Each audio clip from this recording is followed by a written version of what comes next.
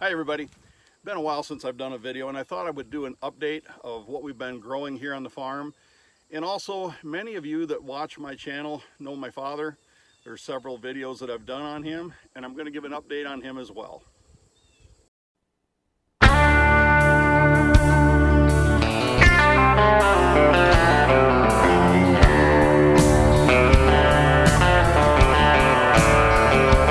Calloused hand and broken down just to keep his family fed.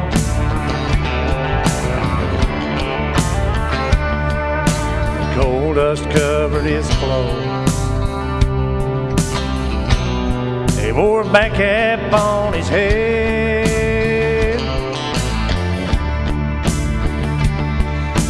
All he gave was never enough. Hell, that was the price he paid.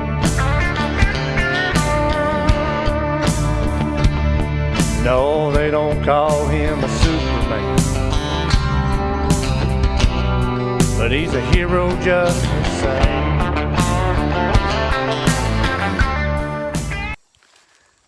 So what you see right here is some very tall corn. And where I'm standing used to be a fence row full of trees. And those of you that farm know that anytime you got a crop that's next to a row of trees, that crop is dwarfed. So a few years ago we tore all these, they were called box elder trees, and they were full of vines, and they just were in this whole 1.5 acre chunk. My son came over with an excavator. We dug all that out. He did. Cleaned it up. I started working the ground, and then Joe was able to plant corn this year. I'm trying to think. Yeah, we had wheat here last year. So, and then this is the first year for corn, and I can really see the difference that the corn has made, not having the hindrance of that bunch of trees being in that fence row. So that's a big improvement here. And this chunk of ground, this 1.5 acres that I've reclaimed, this year we put it into sweet corn and pumpkins, and we've already sold off our first crop of sweet corn, and we've got a second crop that's coming. Got a lot of pumpkins here that don't know if we're going to sell them, probably just give them away for this year, as the pumpkins and sunflowers that we grew were just experimental to see how it would do, and I'm well pleased with how everything is growing. As far as things that are growing, we're doing pretty well, selling out every time on the amount of hogs that we're putting through our barn. We usually do groups of 6 or 8. It's a small group, I know, by many farmer standards, but for us, as small-time farmer, I'm very pleased with the growth that I'm seeing. I'm getting repeat customers, so they're happy with what they've been buying.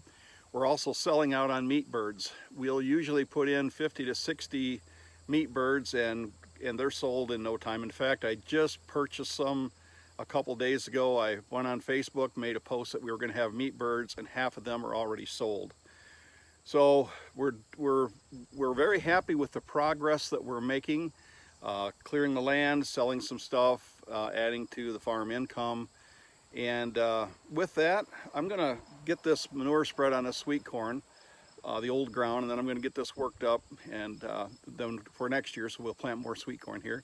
So I'm going to get to doing that, and then when I get done, I want to give you an update on my dad. Like I said, so many of you follow my channel, I think really because of my dad. You love hearing the stories that he has to tell. And I want to do an update on him when I get done with this. So stick around for that, and thank you. So I wanted to also in this video do a dad update. Last November, he had a heart attack and a stroke, and he recovered from that, but he never was really able to carry on his train of thought. So therefore, we haven't done any videos really to speak of him talking. I have a video where he's out working the ground, and a couple where he doesn't even know that he's being filmed out in the shop. But to try to get him to talk about a story the way he is currently, he just he doesn't have that memory, and he's not able to get the words out that he wants to, so he gets very frustrated. And with that, it's just not, I don't think it's very flattering for him to be doing a video in the shape that he has been in. And with that, more recently, a few days ago, I got a phone call from him at 4 o'clock in the morning, and he said that he needed to get to the ER. So I went over. Dad lives just, there's a 40-acre field that separates my place from his, so he's very close. So I got in the truck, went over, got him, took him down to the local ER. They did a couple of scans and determined that because he had a pacemaker installed, they needed to send him over to a different hospital and turn off his pacemaker to be able to do an MRI. So we spent 3 days over in that hospital, them doing tests. And you know, the funny thing is, with one of the tests, Dad come back, he was perfectly fine. I mean, he was his normal self. And when he came back from the MRI, it's just like the cheese had slid right off the cracker. It was pretty funny, and he laughed about it later. When the doctor asked him questions, you know, one of the things that Dad said was, well, hey, I need to get back out of the tractor. I got to get plowing. I've got corn to plant. And I just looked at the doctor and no, he don't.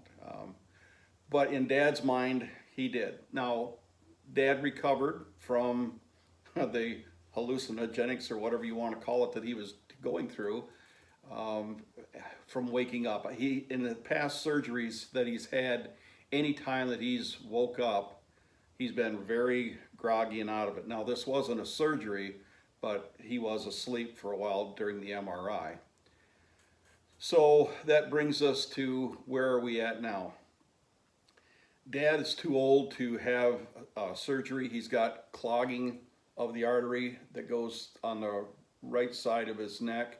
And also there's one artery that goes up the brain that I guess has the part, see, I'm not a doctor, but I'm going to try to explain this. The one that goes up the back of his head and into his brain goes to his memory function. And that's also very, very tight.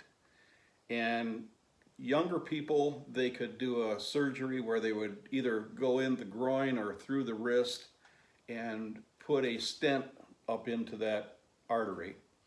Or they can also make an incision and open that up and scrape all the plaque out. Either one of those at Dad's age is very risky. So what they've opted to do is they put Dad on Plavix for the rest of his life, which is a blood thinner. And of course, he's 98 years old, and you wouldn't think this, but I needed to tell him, Dad, you need to slow down. We don't need you getting cut and bleeding out before, you know, somebody gets over to see you. So the doctor said that his heart is what's failing him. It's very weak.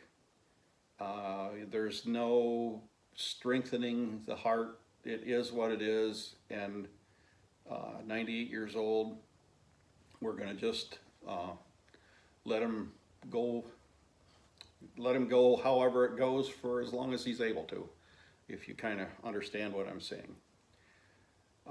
So with that, I brought him home, got him comfortable, and my brother was over mowing his lawn. I came home, helped my wife do a few things. I went back over, and there's my dad on the four-wheeler out checking on my brother to see how he's mowing the lawn. I says, Dad, you can't do that. You got to be inside. You have to be in your chair. Your heart is very weak right now. You don't need to be doing this kind of stuff. So that's it in a nutshell. We're still trying to get him on that jar of Smucker's honey, or Smucker's jam. Anybody that gets to be 100 years old, they put them on the jar of Smucker's jam or jelly or whatever it is. So we're still shooting for that. But I just wanted to let you folks know, I know a lot of you watch my channel and have commented on how you like seeing my dad and what he has to say and some of his thoughts from when he was a much younger man. So with all that, I'm just going to wrap this one up, call it a video, and say thank you, and I appreciate you watching. And until next time, take care and God bless.